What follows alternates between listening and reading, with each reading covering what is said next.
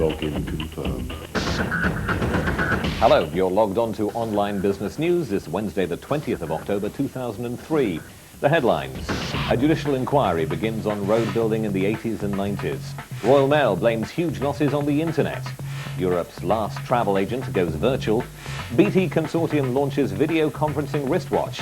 And ADSL fault browser saves computer pensioners' life. High Court Judge John McAdam has opened a judicial inquiry into the massive road building programs of the 80s and 90s. With more than half of Britain's workforce using sophisticated communications to do business from home, rush hours have become a thing of the past. Judge McAdam said the facts were set in concrete.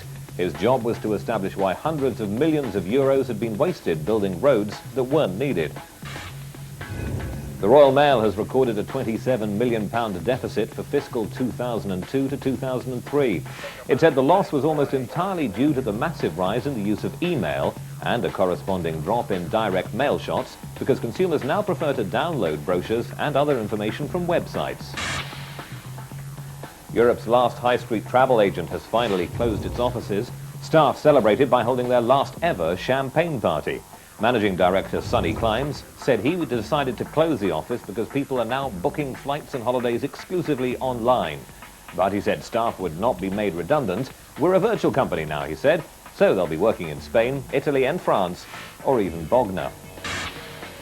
In Tokyo, the Japanese electronics company Sungyota is to embark on a joint project with BT and Tesco virtual superstores. They plan to market a wristwatch organizer equipped with a miniature camera, video conferencing facilities, and BT's Cellnet WAP technology.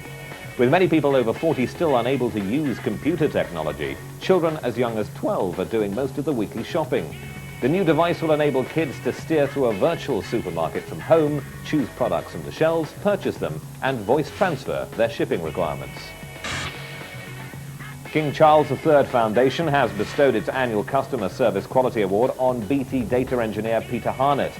Harnett saved the life of a 104-year-old British woman, Martha Rutherston, who had collapsed at her computer. Using an ADSL search and destroy fault browser, Mr. Harnett detected an abnormal backlog of emails on Miss Rutherford's website. He notified the police immediately, who tapped into her desktop camera, confirming that she needed help. I'm John Briggs. That's all from Online Business News.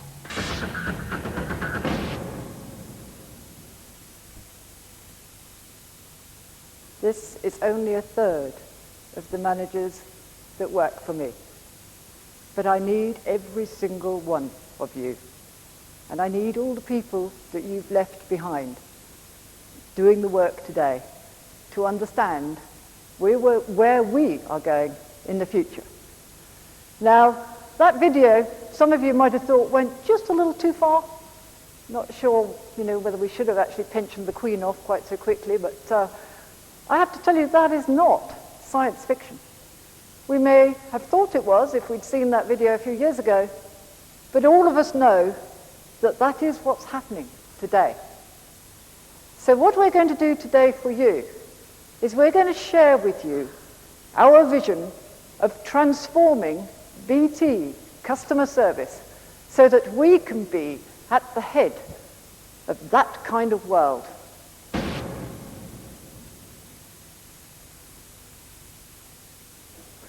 There's a huge amount of change going on, absolutely huge.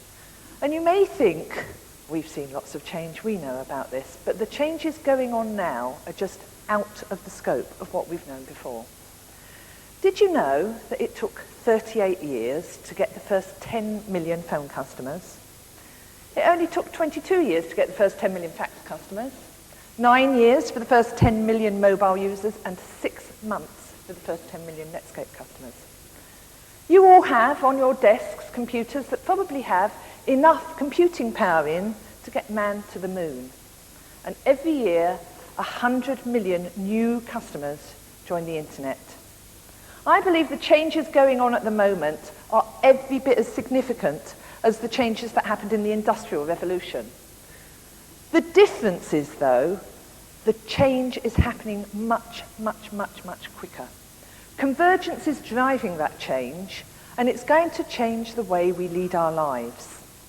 The speed is just going to blow our minds away.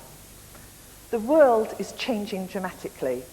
And it's not only new competitors and new devices, we've got all sorts of new technologies that are coming as well. Technologies that are going to really drive down the price of bandwidth. Technologies that are going to make chips cheaper and cheaper. We're going to have new discoveries in optoelectronics, new discoveries in radio spectrum exploitation, things we haven't thought about. The only limiting factor is our imaginations. Volumes are going to rise, margins are going to get tighter. We're going to have more and more competitors coming in, which will get the volumes up and the margins down even more. We're going to have to sell more to stand still as BT. We've got to drive those revenues up. We've got to drive down our costs. We've got to provide added value so customers want to come to us. We've got to find partners so that we work in ways that we have never, ever worked in before. We've got to become IT-centric. We're in the eye of the storm at the moment, in the heart of the telecoms tornado. Customers' expectations are rising. They've got limitless choice. We have to rise to this challenge. We're either going to come out of this as one of the real successes of the next century, or we won't exist. We have to transform. We have to have new systems, new processes. We can't deal at the speed we're dealing with now. We've got to have a new culture. We can't have command and control in a world where access to information is instant for everyone. We've got to find a new way of managing. We've done a fantastic job already, absolutely fantastic. We are top telco.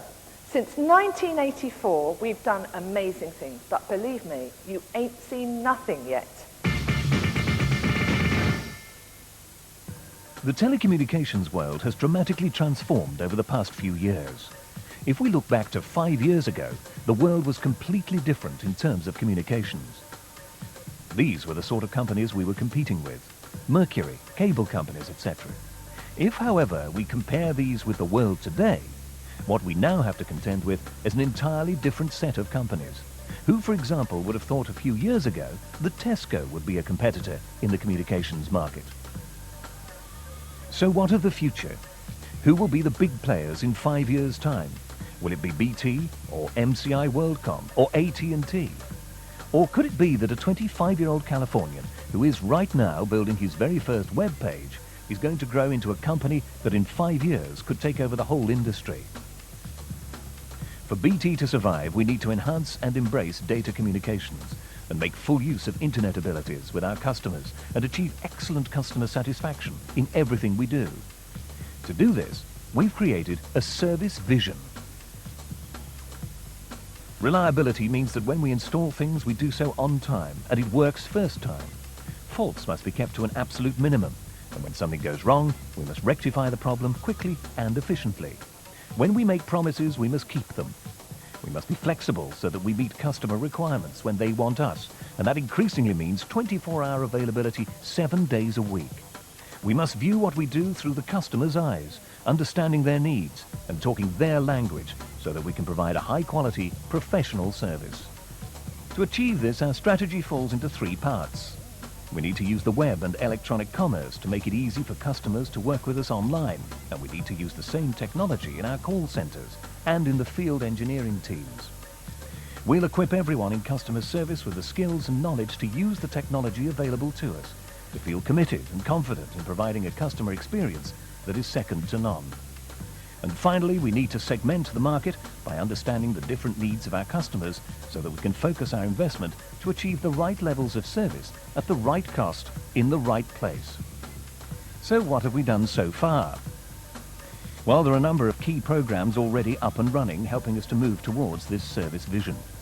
Project Dundee is the key transformation program which will enable us to move from where we are today to where we need to be in the future. It's currently in its planning stage, defining processes and systems and the way in which we'll interface with our customers. From April 2000, we'll start implementing the changes. The Focused Access Network Transformation Program brings together a number of key initiatives with our colleagues in Network BT to ensure that the right investment is made in the network to exploit and grow business in the new technology areas. We've already started trials of ADSL in London and Manchester.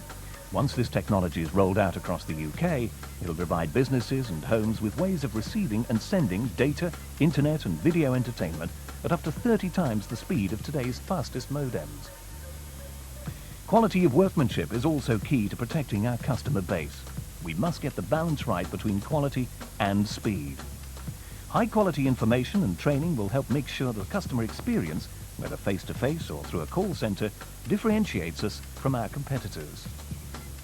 The provision of laptops to field engineers is currently being trialled, and some of those involved have already reported that they feel more able and confident to deal with customers, as they now have better information at their fingertips. Other major programs, including projects Stratford, Atlas and Darwin, are creating a contact centre infrastructure that will be able to handle internet and voice transactions with customers in completely different ways to those currently available. These initiatives affect everyone in customer service. They're the drivers for customer satisfaction and loyalty, and the building blocks for the transformation of customer service. The last couple of hours have been, in some respects, I think, entertaining, but in most respects, I hope, informative, because that is the world of the future. And it isn't a long, distant future, as I said earlier. And we have to decide whether we want to play in that world. Because we are, I believe, at the point of survival. We can win in that world, or we can be sunk without trace. Now, I want you to leave here remembering 3 or 4 or 5 points, and that's all. The first is that vision of the future. Where are we going to go? I don't pretend I can do it on my own, but having seen this company get where it's got today, I am determined that we are not going to be beaten out of sight. We are going to win. And I need all of you to help make that happen. So remember the 4 strands of the vision of the future. You have to be able to inspire your people that we are going to get there. And the 4 things are: we're going to have broadband into every home and every office over the next few years. And it starts next week. And we are going to have a robust and reliable access network with at least half the faults that we have today, if not better. And we are going to have all of our people confident, inspired, absolutely determined to be the customer interface that delights above any other service provider, which means our people have to be trained, they have to be able to converse with confidence with customers who may actually only be 10 years old. Frightening prospect. And of course, we've got to have zero-touch systems. We have to revolutionize our systems, and that work has already begun. We have to be able to take the lead in the IP world. We have to be on the crest of the wave and not be swamped by it. Now, I want to spend the next few moments telling you about me and about what I expect from you. I'm going to share with you the things that really frustrate, irritate, and at the end of the day, make me angry. Because it's best you know them now, okay? Don't have to go and discover them. I'm going to tell you, right? I'm also going to tell you about the things that I like, the things that I really get enthusiastic about, the things that I expect. Because I think it's only fair that you should know. I'm going to be here long enough to make this transformation happen. And I'm going to be there long enough to make sure that you have the support you need to make that happen for this company. So let's take the first angle. What do I want? What do I need and what do I expect from you in terms of the customer interface? So let's do this by the balanced scorecard, and I'll take customers first. What do I expect? Now, I have to tell you, and I don't think I do need to tell you, I don't believe our customers are getting a very good deal at all at the moment. And I believe you have been struggling for the past 3, 4, 5 months trying to do a good job for our customers, but not being able to deliver the kind of customer experience that you know we should be. Hopefully, now that we're getting on top of the number of vaults in the work stack and the calls into the call centers are beginning to go to be a bit more manageable, and the resources that we've recruited are getting trained and put in place, hopefully we can lift our heads above the parapets and start to really embrace and love our customers again, because that is the basic requirement from me to you. Everybody in this division is a customer-facing person. I don't care if you work in a support unit. I don't care if your job is to count the stats. But I do care that you love our customers, and that whenever the need arises, you will put your arms around the customer. You will help to keep them informed. You will make sure that we don't let them down. To the greatest, to the highest extent of your capability, you will try to make sure our customers are loved. Let's move now to the second box, financial. On the financial side, I do expect all of you to be able to manage your budgets. I expect you to know what they are. I expect you to know how the budgeted amount of resource you've got is expected to be used to deliver the volume of work that you have. And we are seeing massive growth in internet traffic, in fixed to mobile, and in calls to other licensed operators. Now, they all make money for us, but not fat margins. We are moving into a commoditized world in the normal telephony field, and we have to be able to reposition ourselves. And that means we have to understand how we can help the company to survive and grow our shareholder value, even though the nature of our business is going through a 180-degree turn. So whatever you do, whatever your team does, understand how you can manage the financial position and improve it. And it brings me to the cost of failure. We are putting a lot of extra resource into our network and into our resourcing at this moment in time. I have to try and make that cost neutral, which means I want you to look at your processes. Awful word. What it means is look at how you do things. Look at what you do. And ask yourself, am I adding value or am I curing failure? If you're curing failure, how can I turn that equation around so that I can remove the failure? Because that's where we will make it cost neutral. We need to take out the failure cost so that we can reinvest in the quality experience of the future. Now, we've taken a risk. We're putting in the investment in now. We're spending hundreds of millions of pounds. We're going way above what we expected to this year in terms of resourcing. And I'm going to do it again next year. But I need you to find ways to remove failure cost so that this company can survive whilst it's going through this transformation. So please look at your processes. Look at the effectiveness of them. I prefer the word, by the way, effective to efficient. Efficient always seems to be speed. Effective is what is actually what I'm after. It is quality. It is right first time. Quality is what I want. I do not want bodged up work. I do not want an extra job a day, but the last one you left is going to come back and bite us again tomorrow. I do not want a PCA of 10 seconds, or whatever it is, 90% in 10 seconds, only to find that the poor customer has an experience that they hate. Okay? We have to lift ourselves beyond number crunching. I've been drowned with statistics in the last 3 weeks. Drowned. And Duncan's fantastic, you know. He gets this great big book ready for me every week and he brings it in to brief me.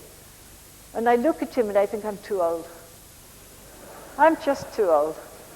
I cannot remember all this stuff. I'm only interested in how many customers did we foul up yesterday, and how many customers did we win back yesterday. So let's think about what we're measuring, and let's make sure that we measure the quality and the customer experience, and we make sure that we meet our numbers, because those are the three things that will actually get us there. But there's one fourth ingredient that will be even more vital, and that, of course, will be our people. We are a people company, and I'm a people person. I expect a lot out of my people. I do not expect people to cheat me of their commitment, because that's what sometimes it feels like if people don't do a good job. So I do expect people to be committed, to be determined, to be prepared to do the job well. That's what I want and expect from every single one of you.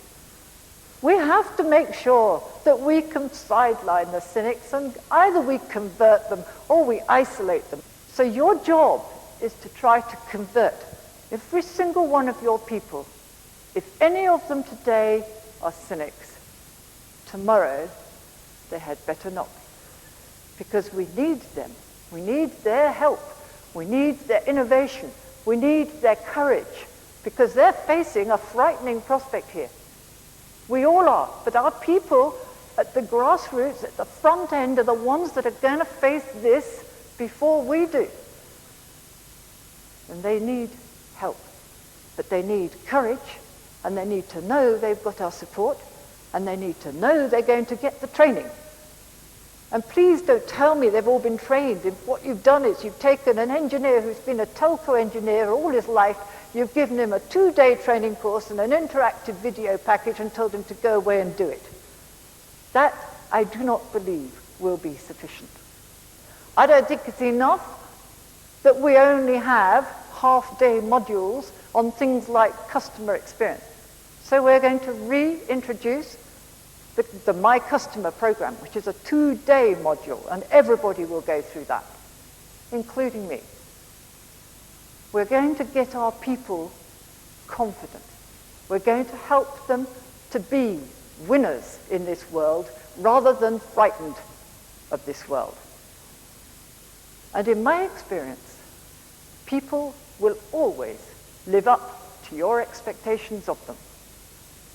If you expect them to be inefficient, to be cheating you on time, to be doing a half-mediocre job, they will live up to your expectations.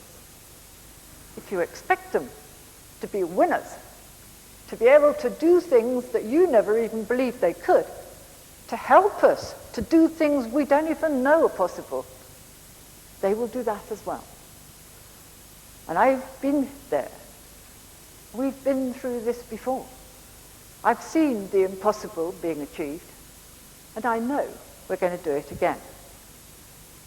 But I will need you to make sure that you don't forget the basics of good management. And that a lot of you have been struggling for the last 4 months. But let me put one thing on the table now. I do not believe that in a crisis you should throw away the basics of good management. I believe every single person who works for us deserves to know how they fit in to the picture, what their contribution is going to make towards this future world. They need to have that knowledge. They need to share it with you. They need to be able to test their understanding with you. Team meetings are a requirement. They are not optional. One-to-ones are a requirement. They are not optional. When times are tough, I believe they're even more important. Even if the one-to-ones have to be by the roadside. Even if the one-to-one on this occasion doesn't look at all the things on a form, but actually talks to the person in the field and says, how are you feeling? That's what I think one-to-ones are about. It's not just about, have you done so many faults last week? It's actually about, how are you getting on? Do you need my help? How can we make sure that we make a difference tomorrow and make your job better and make it possible for you to provide the kind of experience we want to our customers? That's what one-to-ones are about. You throw them away at your peril. The last thing I want to share with you then is my kind of hot spots, my hot buttons on values and behaviors. You all know the company's values. We've had them since 1987, I think it is. They're very solid, good values. We put our customers first. We respect each other. We work as one team. We're looking continuously to improve what we do. Now I want to focus just on that last one, by the way. Continuously improve. Don't give me what we got yesterday and tell me that was all right. Give me what we can have tomorrow. Continuous improvement. Respecting each other, by the way, is not just a phrase. Respecting each other is absolutely essential. You need to respect each other and everybody else in the company, because actually we can't win in this world unless we win together. Now, the other thing about the values is that it does lead to certain sets of behaviors. And there are certain behaviors that I absolutely will not put up with. I have an absolute zero tolerance to any form of harassment, whether that's sexual harassment, racial harassment, or indeed bullying. I have seen too many grievance cases in my time to know that we are not absolutely perfect in this world. In fact, we couldn't possibly be statistically.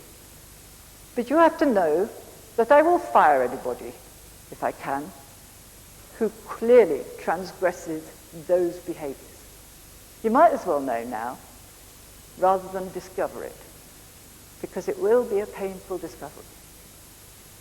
On the other hand, I will positively support you in a requirement that we do actually expect our people to do a good day's work. So I am not suggesting you should be soft. Far from it. I expect you to be quite demanding, but in a context. And what I mean by that is you have to explain why you're making certain demands, what it is that's important about what you're asking people to do, and you have to be absolutely fair.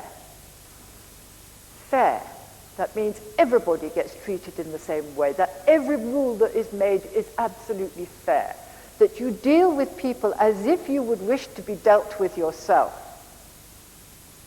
Okay? Now it is a fine balance, and it's a tricky one sometimes. But most of the time, that thought is enough to give you the judgment you need. How would I want to be treated? All right? So behaviors and values are very, very important to me. I believe in the innate goodness of people. I believe in the innate willingness and desire to do a good job. I believe that most of our people are shareholders in this company and therefore would want this company to succeed. So I'm sorry if this sounds tough, but we have a tough battle ahead of us. I want you to be able to rise to this challenge, to go out there and make sure that you can articulate the vision of where we're going, that you can make sure that your people feel supported, coached, and enabled to help us get there. That your people know that we know that they've been in the trouble, but we also know that we're going to put it right, and this time we're going to finish the job. I want you to take these messages back. Give your people hope demand commitment. But you have to earn that.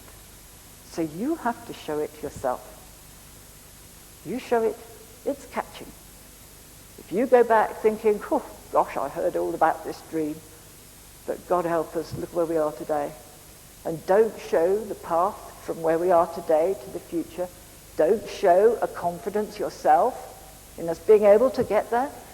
And you don't show any ideas about how you in your little part of the world can get us there. Then how in heaven's name are you going to be able to inspire your people? And your people will help you. The combined brains of 41,000 people must be better than simply what exists in the top team. So I've given you a few home truths. I've given you a commitment or two.